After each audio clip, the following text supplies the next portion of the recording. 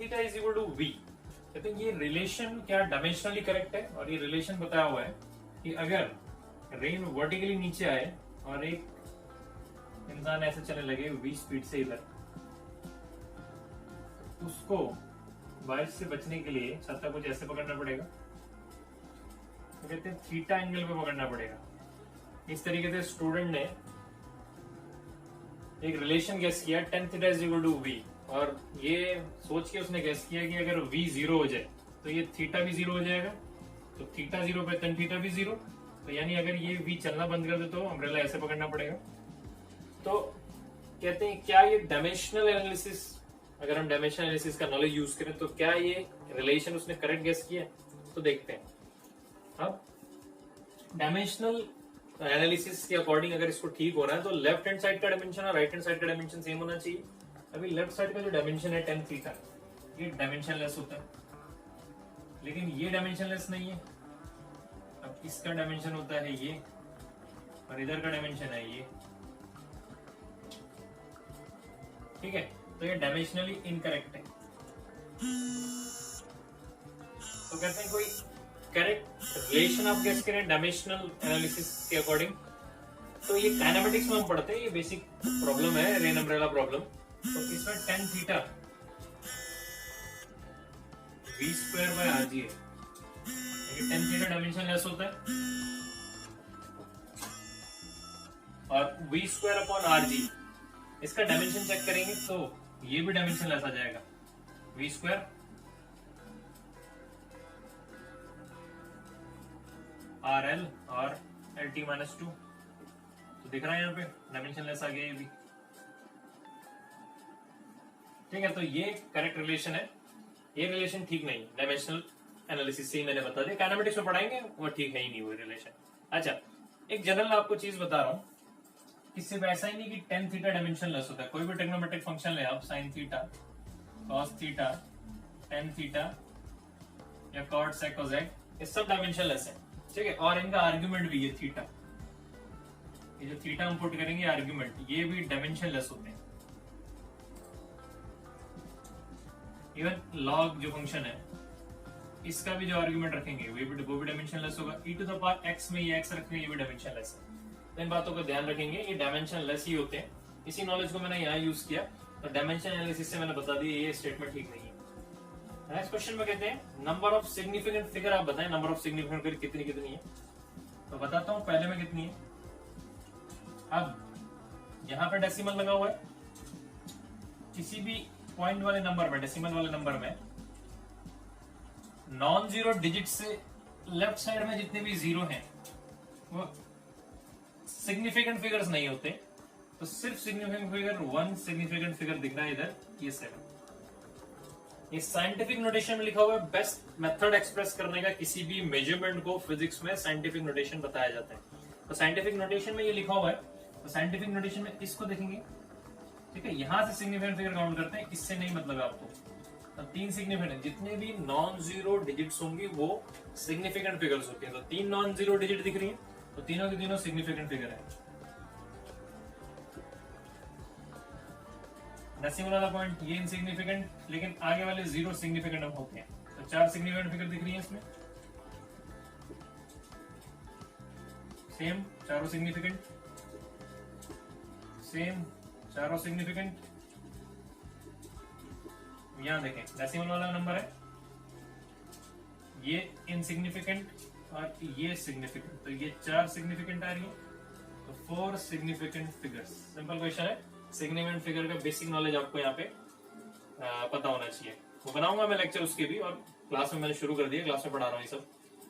यहाँ पे देखें डायमेंशंस ऑफ थीटा बताना है सर, तो डायमेंशन एनालिसिस का नॉलेज यूज करके बताएं थीटा का क्या डायमेंशन होगा। अब देखें यहाँ पे 1 के साथ ये सब्ट्रैक्ट हो रहा है, तो इन दोनों का डायमेंशन सेम होना चाहिए। अब थीटा स्क्वायर का डायमेंशन भी 1 जैसा होना चाहिए, क्यूब का भी इसके जैसा होना चाहिए, और 4 पावर का भी इसके जैसा होना चाहिए, तभी तो ऐड कर सकते हैं। 2 क्वांटिटीज को आप तभी ऐड कर सकते हो या सब्ट्रैक्ट कर सकते हो जब उनके डायमेंशन सेम हो। अब 1 का डायमेंशन और थीटा का डायमेंशन या थीटा स्क्वायर का 1 के साथ डायमेंशन तभी सेम हो सकता है जब थीटा डायमेंशन लेस हो। आंसर है कि थीटा यहाँ पर डायमेंशन लेस होना चाहिए। तो what type of quantity is Avogadro number? तो एवोगैड्रो नंबर क्या है? एवोगैड्रो नंबर ये है N0, इसका यूनिट होता है पर मोल, ठीक है। यूनिट तो पर मोल है, बट डायमेंशंस कुछ नहीं होते इसके, तो ये डायमेंशनलेस क्वांटिटी है। यूनिट है बट डायमेंशनलेस।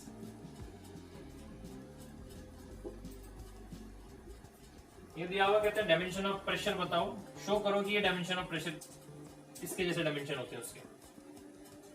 तो ईएम वेव्स का बेसिक नॉलेज एक यूज करेंगे, या बेसिक इलेक्ट्रिसिटी का नॉलेज यूज करेंगे हम। तो half epsilon not E square जो दिया हुआ इसे कहते हैं एनर्जी डेंसिटी। अब हाफ का कोई डायमेंशन नहीं, तो एप्सिलॉन नॉट ई स्क्वायर का जो डायमेंशन है वही half epsilon not E square का डायमेंशन है, यानी इसका डायमेंशन भी एनर्जी डेंसिटी जैसा है। तो एनर्जी डेंसिटी को क्या लिख सकते हैं? Energy by volume. एनर्जी को लिख सकते हैं force time displacement upon area times length का डायमेंशन। तो force time displacement, area times displacement का डायमेंशन। तो फोर्स बाय एरिया का डायमेंशन यानी प्रेशर का डायमेंशन। हमने प्रूव कर दिया कि जो प्रेशर का डायमेंशन है वही इसका डायमेंशन है यहाँ पे। नेक्स्ट क्वेश्चन में वर्डबल इक्वेशन दिया हुआ है और ए और बी का डायमेंशन निकालने को कहते हैं। तो बी का डायमेंशन कैसे निकालेंगे? दो क्वांटिटीज सब्ट्रैक्ट हो रही है, सेम डायमेंशन होनी चाहिए, यानी बी का डायमेंशन वी वॉल्यूम है। तो बी का डायमेंशन सीधे पता लग रहा है यहाँ से।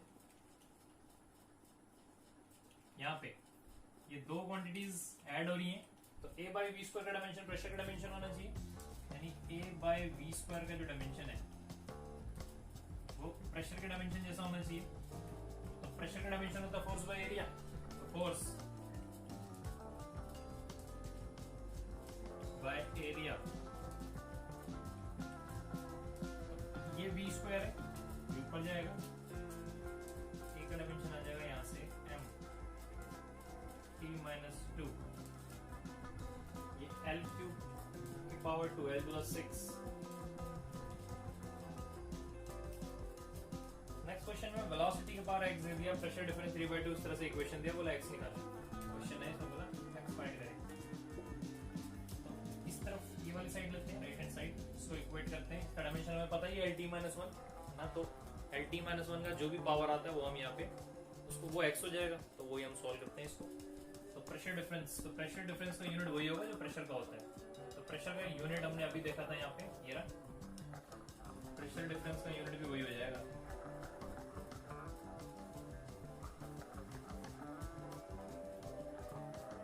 Density mass by volume,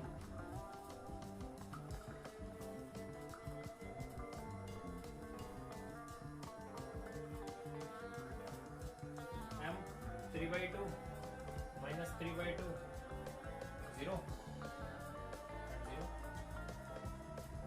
minus 3/2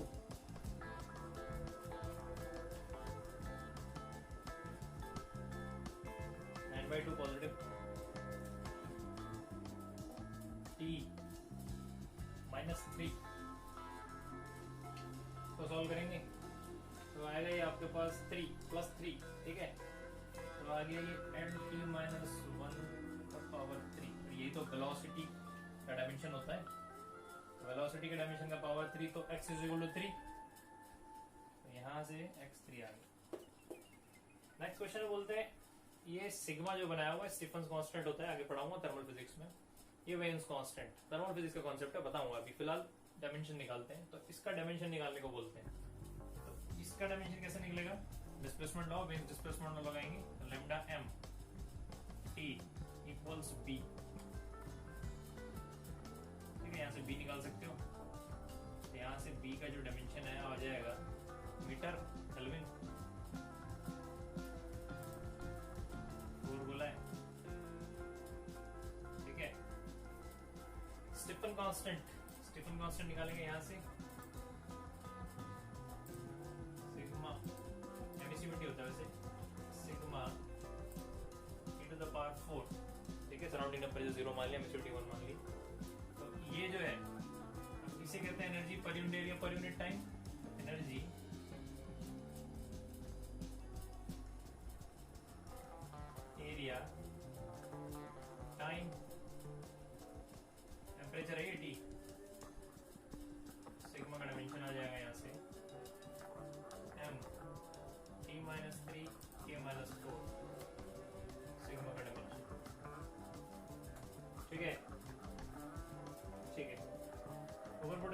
पे इनका दोनों का मल्टीप्लीकेशन हमें निकालना है, तो m या any m t minus 3 l 4 और k 0 डायमेंशन, यही डायमेंशन है, ये रिक्वायर्ड था। सिंपल।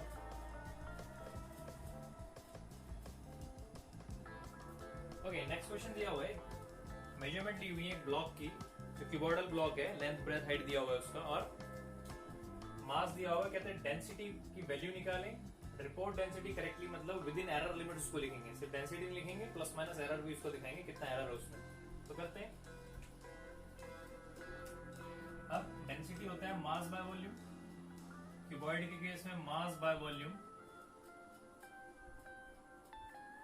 हाइट या थिकनेस। ओके, तो पहले रो कैलकुलेट कर लेते हैं हम, वैल्यूज को पुट करके। एक बार हम रो कैलकुलेट कर लेंगे, उसके बाद हम डेल्टा रो निकालेंगे। तो डेल्टा रो कैसे निकालेंगे, कर रहा हूं कैलकुलेट अभी। तो डेल्टा रो बाय रो, मैक्सिमम फ्रैक्शनल परमिसिबल एरर कितना होगा इसमें, डेल्टा एम बाय एम, सब कुछ मेजर्ड है, जो भी चीज मेजर्ड है उसमें एरर होगा ना, तो चारों चीज मेजर्ड है, चारों में एरर होगा।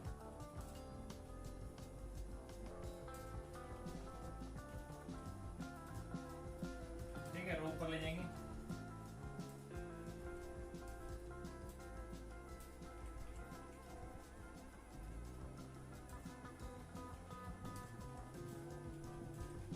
अभी करते हैं कैलकुलेशन। कैलकुलेशन नहीं किया तो फाइनल जो हमें आंसर निकालना है, फाइनल आंसर होगा रो प्लस माइनस डेल्टा रो ग्राम पर सेंटीमीटर क्यूब, जो भी आंसर आएगा ग्राम पर सेंटीमीटर क्यूब प्लस माइनस इस तरीके से। तो ये हमें सॉल्व करना है, बस यही क्वेश्चन है, मतलब कैलकुलेशन करनी है। तो एम वैल्यू पुट करते हैं हम लोग,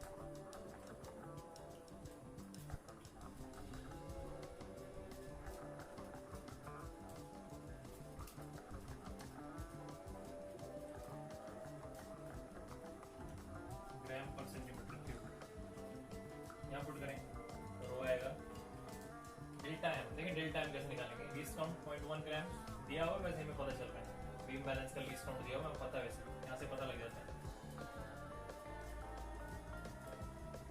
तो इसी को हम एरर लेंगे जो लीस्ट काउंट है इसका, इसीलिए एरर लेते हैं क्योंकि सिग्निफिकेंट फिगर्स मतलब ये अनसर्टेन डिजिट होती लास्ट वाली, डेल्टा एल, डेल्टा बी,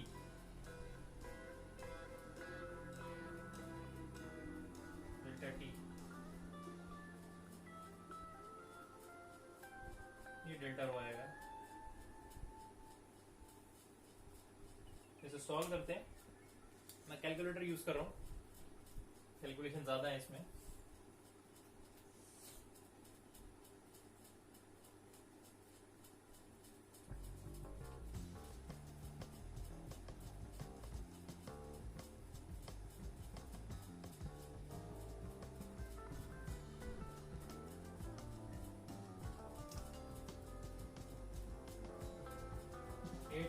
देखिए सिग्निफिकेंट फिगर के अकॉर्डिंग करेंगे, लीस्ट सिग्निफिकेंट फिगर 2, तो 1 पे छोड़ दूंगा, ग्राम पर सेंटीमीटर क्यूब। कैलकुलेशन के लिए यहाँ पे लिखता हूँ इसको मैं 1036 यहाँ तक लिखता हूँ, ठीक है। तो 1036 यानी 104, अब इसे कैलकुलेट करूंगा।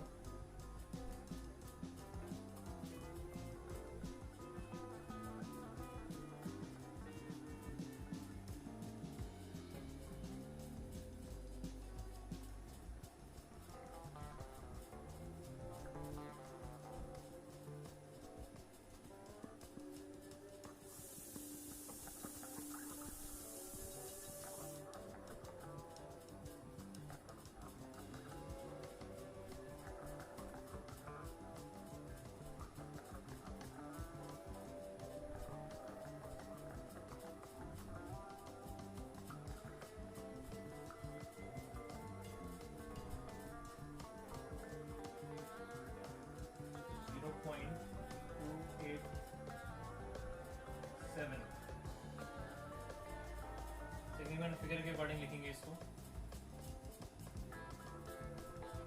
ये फाइनल आंसर। क्वेश्चन। एक एक्सपेरिमेंट किया है जिसमें हमने यंग्स मॉडुलस का वैल्यू निकाला है, screw diameter of wire measure किया है, लेंथ मेजर किया है, वेट मेजर नहीं किया, वेट पता है, तो इसमें एरर नहीं होगा। ये पहले बता रहा हूँ चीज, ये मेजर्ड नहीं है, तो जो मेजर्ड नहीं होता उसका एरर 0 मानते हैं, उसको कोई एरर नहीं होता। बाकी सारी चीजें मेजर्ड है तो उसका एरर कंट्रीब्यूट होगा यहाँ पे। तो करते हैं सॉल्व इसको। बेसिक क्वेश्चन है, फॉर्मूला बताओ, तो सेम आप ऐसे ही सॉल्व करेंगे इसको। तो यंग मॉडुलस आगे पढ़ाऊंगा सॉलिड्स में। तो स्ट्रेस बाय स्ट्रेन, तो स्ट्रेस बाय स्ट्रेन को लिखते हैं force upon area delta L by L, force by area extension upon original length, ये लिखा। अब यहाँ पे सर्कुलर क्रॉस सेक्शन का एरिया डायमीटर के फॉर्म में होगा पाई डी स्क्वायर बाय 4, तो ये को लिखेंगे पाई डी स्क्वायर बाय 4। रीअरेंज करते हैं, y निकालते हैं, इसी तरीके से एरर निकालते हैं, अब सॉल्व करेंगे।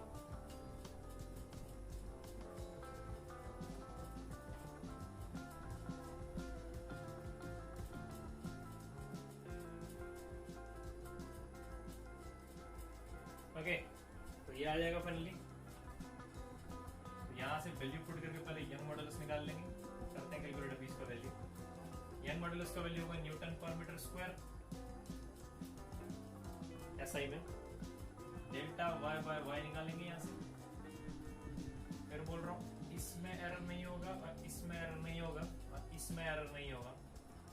एरर होगा बाकी 3 में, तो बाकी 3 में मैक्सिमम परमिसिबल फ्रैक्शनल एरर कितना होगा, तो 2 times delta D by D plus delta L by L plus delta small L by L. यह एक्सटेंशन है, ओरिजिनल लेंथ है, ठीक है। इसी के एरर कंट्रीब्यूट करेंगे, लिखेंगे यहाँ पे। तो delta D by D, delta D मेरा डेल्टा डी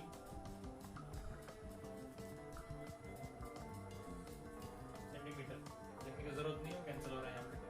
अपॉन डायमीटर 0.500 या 5 भी लिख सकते हैं कैलकुलेशन पर्पस के लिए। Delta L by L,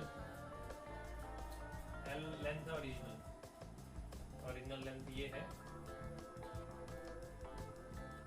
extension को हम स्मॉल एल कहेंगे, 0.1 by 110 प्लस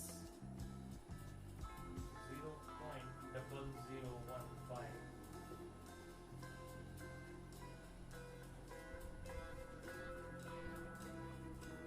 तो y का जो वैल्यू आएगा इससे मल्टीप्लाई करेंगे, और जो हमें रिपोर्ट करना है रिजल्ट वो ये करना है।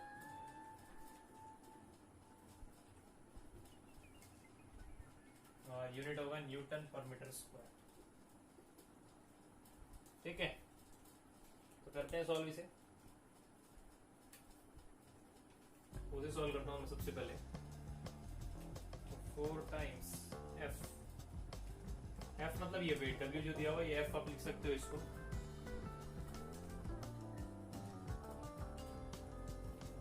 4 times F 40 L, not original length है, 110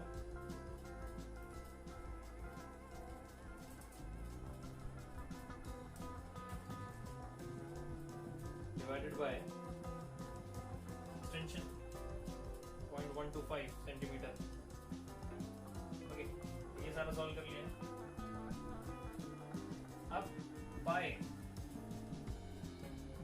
3.14, ये सॉल्व करके वैल्यू आ गया हमारा सब।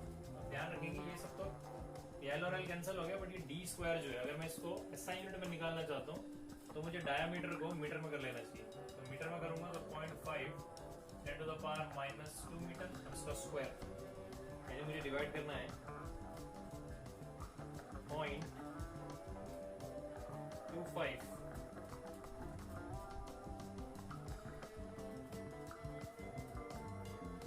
Multiplied by 10 to the power 4। मेरे पास जो वैल्यू आ रहा है 1.79 into 10 to the power 9,